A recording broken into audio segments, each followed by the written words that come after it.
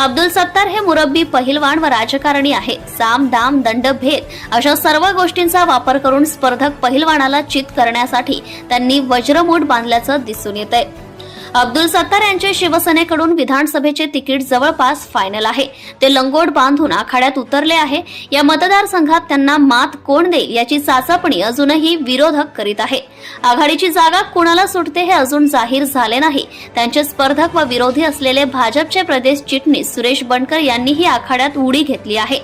आता खरंच सुरेश बनकर व अब्दुल सत्तार यांची कुस्ती होईल का, आणि झाली तर ते युतीत बंडखोरी करतील का, की आघाडीकडून लढतील, की अजून कोणी दुसरा पहिलवान आखाड्यात उतरेल हे आगामी काळात कळेलच, यात शंका नाही. मात्र या चर्चेमुळे सिल्लोड मतदारसंघात वातावरण तापले आहे.